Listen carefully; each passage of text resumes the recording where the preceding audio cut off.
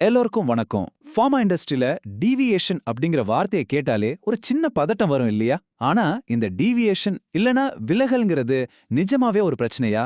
இல்ல அதுக்குள்ள வேற ஏதாச்சும் ஆழமான அர்த்தம் இருக்கா? வாங்க இன்னைக்கு இந்த ஒரு வார்த்தைக்கு பின்னாடி இருக்கிற பெரிய உலகத்தை நாம ஒன்னா சேர்ந்து பார்க்கலாம்.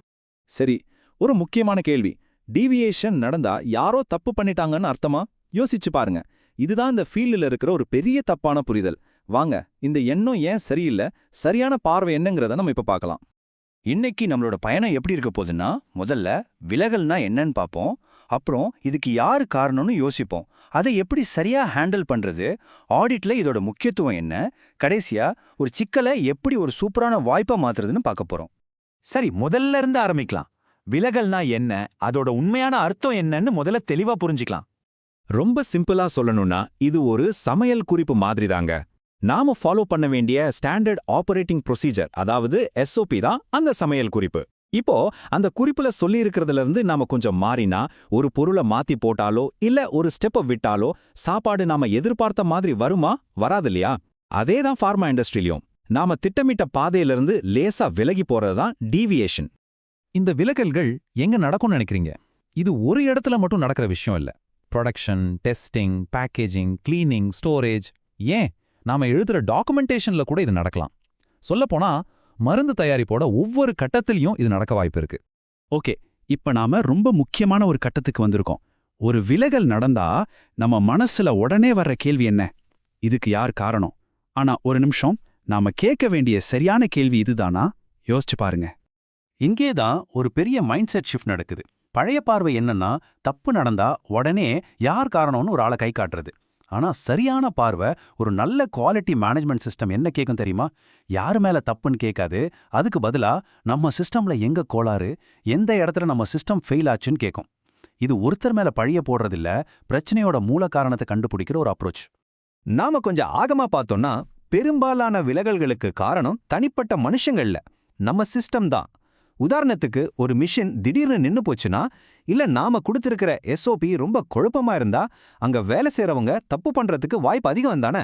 அப்போ பிரச்சனை அந்த நபர்கிட்ட இல்ல, அந்த சிஸ்டம் கிட்ட தான் இருக்கு. இத பாருங்க, இது ரொம்ப முக்கியமான ஒரு பாயிண்ட். ரெகுலேட்டரி அதிகாரிகளை பொறுத்த வரைக்கும் ஒரு கம்பெனில டீவியேஷன் நடந்ததா இல்லையாங்கிறது பெரிய விஷயம் இல்ல. ஆனா அந்த டீவியேஷனை அவங்க எப்படி ஹேண்டில் பண்ணாங்க அப்படிங்கிறது தான் ரொம்ப ரொம்ப முக்கியம். ஒரு கம்பெனியோட திறமையே பிரச்சனையை எப்படி சமாளிக்கிறாங்கன்றதுல தான் இருக்கு. சரி, இப்போ ஒரு விலகல் நடந்துருச்சு. அடுத்து என்ன செய்யணும்? பயப்பட தேவையில்ல. இதை கையாள்றதுக்குன்னு ஒரு தெளிவான ஸ்டெப் பை ஸ்டெப் ப்ராசஸ் இருக்கு. வாங்க அது என்னன்னு பார்க்கலாம்.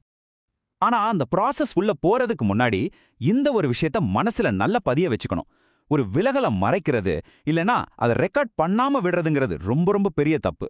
வெளிப்படை தன்மை தான் இங்க முக்கியம். ஒரு நல்ல QMSஓட இதேமே இந்த 5 ஸ்டெப் தான். ஸ்டெப் 1, உடனே கண்டுபிடிக்கணும். பிரச்சனையை எவ்வளோ சீக்கிரம் கண்டுபிடிக்கிறோமோ அவ்வளோ நல்லது. ஸ்டெப் 2, நேர்மையா ரெக்கார்ட் பண்ணணும். நடந்தது நடந்தபடியே எதையும் மறைக்காம எழுதணும்.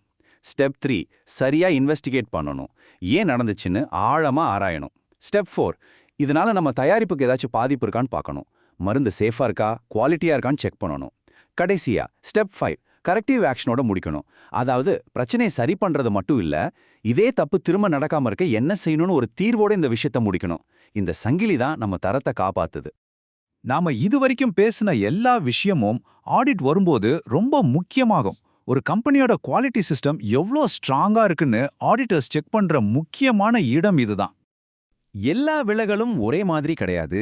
அதோட ரிஸ்க் லெவலை பொறுத்து அதை 3ஆ பிரிக்கலாம்: மைனர், மேஜர், கிரிட்டிக்கல். மைனர்னா ஒரு சின்ன பிரச்சனை, அதுக்கு ஸ்டாண்டர்டான இன்வெஸ்டிகேஷன் போதும். மேஜர்னா கொஞ்சம் சீரியஸான விஷயம், அதுக்கு ஆழமான விசாரணை தேவை. ஆனா கிரிட்டிக்கல்னா இது ரொம்ப ரொம்ப முக்கியமான பிரச்சனை, இதுக்கு விரிவான அவசரமான விசாரணை தேவை. இந்த மாதிரி ரிஸ்கை வச்சு செயல்படுறது தான் ஒரு நல்ல ரிஸ்க் மேனேஜ்மெண்ட். ஆடிட்ல பொதுவா என்னென்ன தவறுகள் நடக்கும் தெரியுமா? இதெல்லாம் ஒரு ரெட் ஃபிளாக் மாதிரி. விலகல்களை லேட்டா ரிப்போர்ட் பண்றது, மூல காரணத்தை சரியா கண்டுபிடிக்காம மேலோட்டமா இன்வெஸ்டிகேட் பண்றது, சரி பண்ண பிறகும் அதே தப்பு திரும்ப திரும்ப நடக்கிறது, அப்புறம் சரியான காரணமே இல்லாம ஒரு விலகலை க்ளோஸ் பண்றது. இது எல்லாமே நம்ம குவாலிட்டி சிஸ்டம் வீக்கா இருக்குன்னு காட்டுற அறிகுறிகள். சரி, நம்ம பயணத்தோட கடைசி கட்டத்துக்கு வந்துட்டோம். இதுவரைக்கும் நாம விலகலை ஒரு பிரச்சனையா பார்த்தோம். ஆனா இப்போ அதை எப்படி ஒரு வாய்ப்பா நம்மள நாமளே மேம்படுத்திக்கிற ஒரு டூலா மாத்துறதுன்னு பார்க்கலாமா? இதுதான் ஒரு பவர்ஃபுல் மைண்ட் செட் ஷிஃப்ட். நாம ஒருத்தரை குறை சொல்லாம சிஸ்டத்தை சரி செய்யும்போது கிடைக்கிற நன்மைகள் என்ன தெரியுமா? முதல்ல நம்ம ப்ராடக்டோட குவாலிட்டி தானா அதிகமாகும். ரெண்டாவது, அதே தப்பு திரும்ப நடக்காம நாம தடுக்க முடியும். எல்லாத்துக்கும் மேல நாம பிரச்சனைகளை மறைக்காம வெளிப்படையா ஹேண்டில் பண்றத பார்க்கும்போது ரெகுலேட்டரி அதிகாரிகளுக்கு நம்ம மேல ஒரு பெரிய நம்பிக்கை வரும். இது ரொம்பவே மதிப்புமிக்க ஒரு விஷயம். ஆக கடைசியா இந்த ஒரு விஷயத்தை ஞாபகம் வச்சுக்கோங்க.